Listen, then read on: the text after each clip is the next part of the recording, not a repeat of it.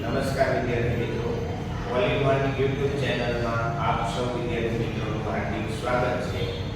આપણે જવાહર નવોદય પ્રવેશ પરીક્ષા વિષય ગણિત લાસ્ટ વિડિયોમાં આપણે અવયવ ચેપ્ટરને જોતા હતા. તો આ વિડિયોની અંદર અવયવ ચેપ્ટરને આપણે આગળ સમજવું છે ત્યારે આપણી પાસે પ્રશ્ન છે કે નીચેની સંખ્યાઓના બધા જ અવયવો આપો.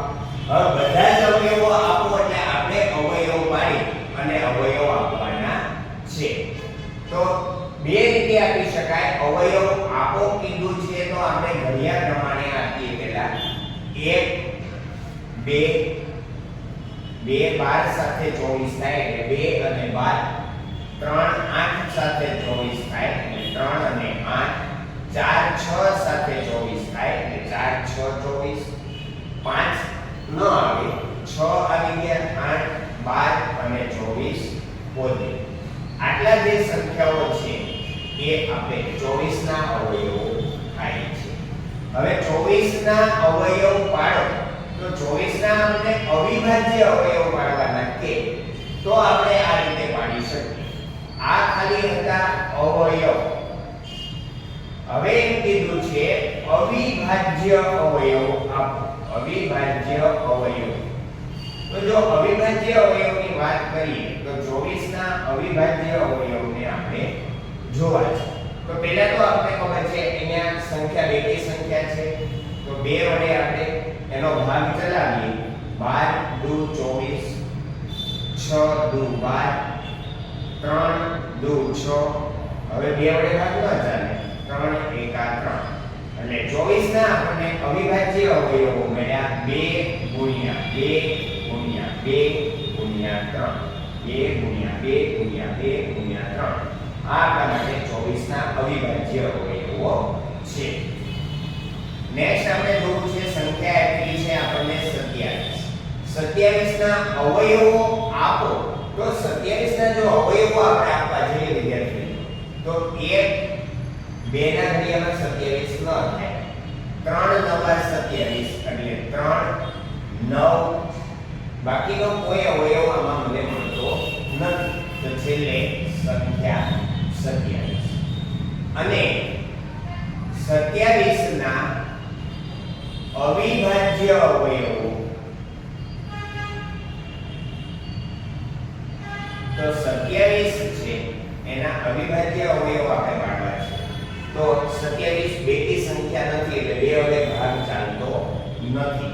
તો 3 થી શરૂઆત કરીએ. 9 તેરી 27, 3 તેરી 9 અને 1 તેરી 3 એટલે કે 27 ના 1 3 3 એટલે કે 3 ગુણ્યા 3 ગુણ્યા 3 આ એના અવિભાજ્ય અવયવો થશે. હવે આપણે એની છે બીજી સંખ્યા 39. તો 39 ના અવયવો આપીએ આપણે તો 39 ના અવયવોમાં 1 2 માં ન આવે એવી સંખ્યા છે.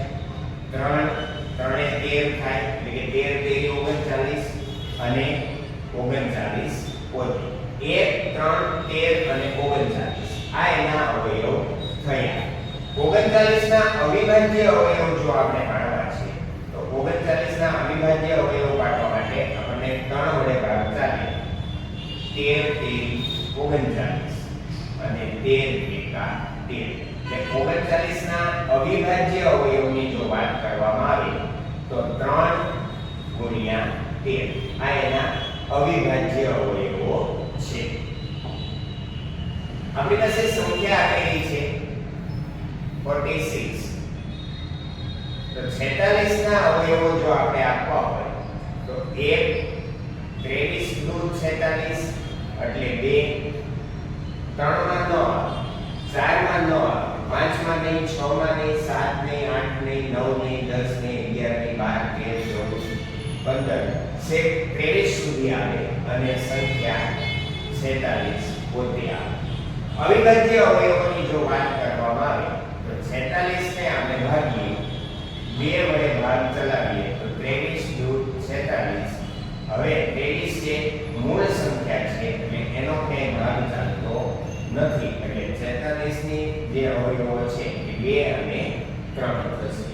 72 ની જો વાત કરવામાં આવે એક દરેક સંખ્યાનો અવયવ 36 દુ 72 36 દુ 72 એટલે આપણી પાસે આવશે 2 અને 36 3 માં 24 તેરી 72 3 આવશે 24 આવશે 4 માં આવશે 18 ચોક 72 5 માં નહીં આવે 6 માં આવશે 12 6 72 7 નહીં 8 માં આવશે 8 9 72 9 તો આવી ગયા 10 નહીં 12 18 24 36 અને 36 પછી છેલ્લે સંખ્યા બોલો 1 2 3 4 6 8 9 12 18 24 36 અને 72 આ એના અવયવો થયા 72 ના અવયવો.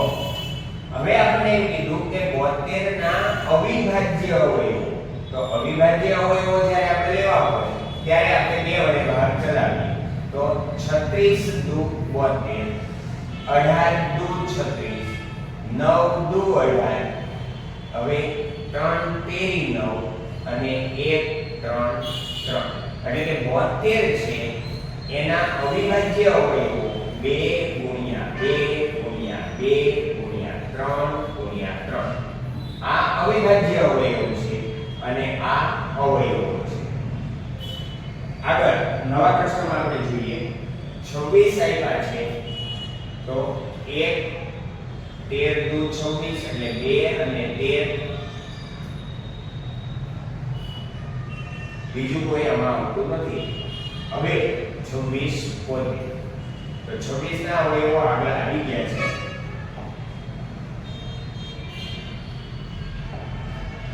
અડતાલીસ આપવામાં આવ્યા છે.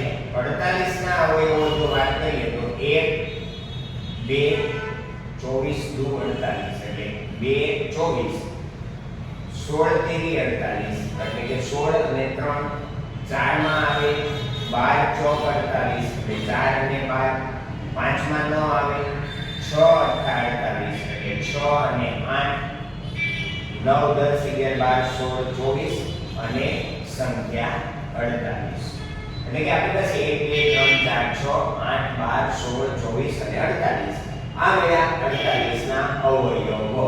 હવે અવિભાજ્ય અવયવ જો જોવા જઈએ 48 ના તો 48 ના અવિભાજ્ય અવયવોમાં બે વડે ભાગ ચલાવીએ તો 24 દુ 48 12 દુ 24 6 દુ 12 3 દુ 6 અને 1 3 3 એટલે 48 ના અવિભાજ્ય અવયવ આપણને મળે 2 ગુણ્યા 2 ગુણ્યા 2 ગુણ્યા 2 ગુણ્યા 3 આટલા આપણી પાસે અવિભાજ્ય અવયવ થયા 48 ના.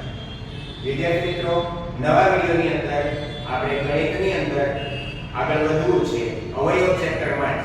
તો નવા વિડિયોની અંદર આપણે આગળ અવયવો જોઈશું. ત્યાં સુધી દરેક વિદ્યાર્થી મિત્રોને જય શ્રી કૃષ્ણ.